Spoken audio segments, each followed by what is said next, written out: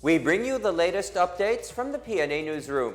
The Department of Social Welfare and Development, or DSWD, is mulling on implementing a three-strike policy for rescued street children. This means parents or guardians can no longer get back their kids after at least 3 apprehensions.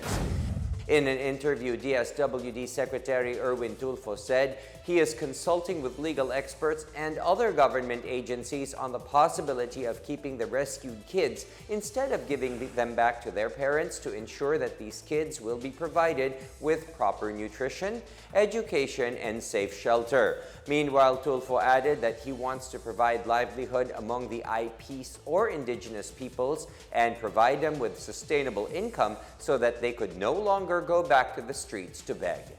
Pag nakatatlong beses na ni-rescue ng pamahalaan ng LGU ang iyong anak sa lansangan, pwede na siguro tinitignan namin kung pwede na bang kunin na ng DILG ay ng DSWD ang pangangalaga sa mga bata na ito. Total, trabaho talaga naman ng DSWD, ang child protection, pang-aalagaan ng gobyerno, dadamitan, papakainin, paaralin yung bata, kaysa nandyan pag-alagala sa lansangan na very dangerous. Yung mga aita at saka mga badyaw, ganun din, tuwing Pasko, kukunin sila, dadalhin siya, ibalik sa kanilang lugar. Ang problema, Sir Aljo, ganun din, band-aid solution, aalisin mo, after 3 months, babalik ka ulit. Kasi wala silang hanap buhay. Yung mga badyaw, ibabalik mo sa Mindanao, ibabalik mo sa mga island provinces natin, wala naman silang hanap buhay. Pero pag bibigyan mo sila ng pagkakitaan, do you think babalik pa dito yan? Magpapalimos kung bibigyan mo sila, for example, ng isang pwesto, ng isang palengke, laki yung mga aita.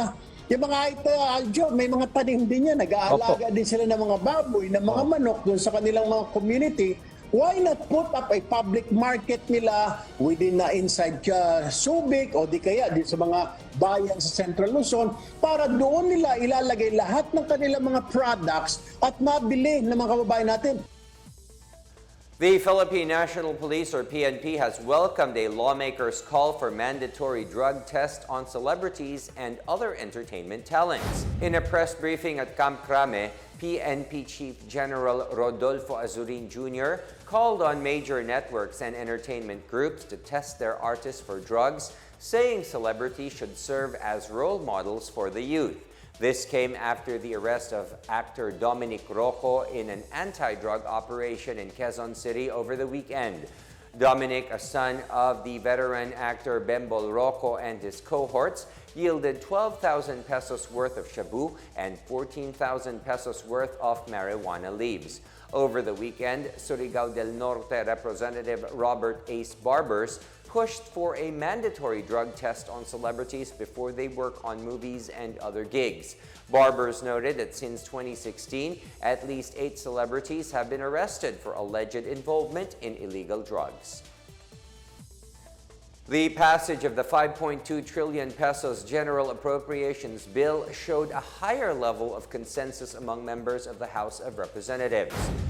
House Majority Leader and Zamboanga City 2nd District Representative Manuel Jose Delipe said that under the 19th Congress, the 2023 GAB, which is the largest in the country's history, was approved via nominal vote result of 289 yes, 3 no, and 0 abstain on September 28 before the Congress goes on a month-long recess. He said the 3 negative votes came from the minority bloc, who are traditional oppositionists to the budget bill. This is lower than the negative votes garnered during the 17th and 18th Congress that range from 5 to 9. Delipe said having fewer oppositionists indicates stronger agreement in the lower chamber. Meanwhile, House Speaker Martin Romualdez acknowledged the efforts of both the majority and the minority for the immediate passage of the 2023 General Appropriations Bill. In other news, the Quiapo Church, or the Minor Basilica of the Black Nazarene in Manila, has launched the official theme and logo of Traslacion 2023. The Quiapo Church announced early its preparation for next year's Traslacion, or Procession of the Black Nazarene. Church-run Radio Veritas reported on Monday that next year's theme is higit na mapalad and mga nakikinig sa salita ng Diyos at tumutupad nito, based on the Gospel of St. Luke, chapter 11, verse 28. The logo, which prominently shows images of the Black Nazarene, is inspired by the continuous approach of devotees and believers to the church amid the COVID-19 pandemic. The launch is the first step of the preparation for the annual feast every January 9. The Basilica, however, has yet to confirm if the procession from Quirino Grandstand to Quiapo Church will push through next year. Due to the pandemic, the Traslacion has been suspended for the past 2 years. The National Committee on Central Cultural Committees, or NCCC, is working to increase the COVID-19 vaccination rate among the indigenous peoples.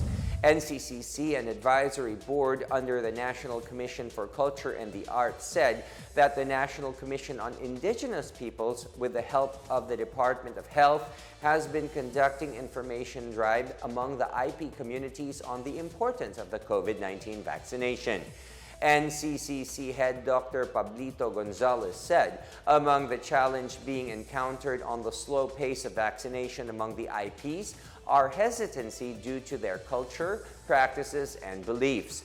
Gonzalez said that so far only 40 to 50% of IPs are vaccinated against the disease. Alam po natin, sabi ng mga indigenous peoples, mayroon kaming actually kultura, mayroon kaming practice since time immemorial na marami namang sakuna, maraming pandemya ang dumating, walang nangyari sa amin.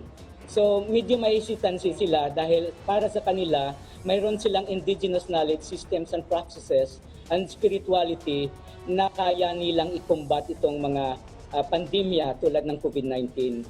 But of course, we are encouraging them to be vaccinated also in the communities. And that is the latest from the Pna Newsroom. For more news content, visit our webpage or head onto the Philippine News Agency's Facebook and Twitter accounts. We are shown on the pages of the Office of the Press Secretary and Radio Pilipinas RP1. I am William Theo. We tell stories that inspire change. Have a good evening, everyone.